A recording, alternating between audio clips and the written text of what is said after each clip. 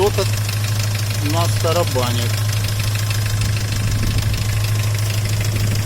Работа двигателя такая. Думал, гидрокомпенсаторы поменял, ничего не изменилось. Но прослушал эндоскопом, приставил на привод масляного насоса, скажем там, и отсюда идет звонкий звук. Так что надеюсь, что это не распредвал.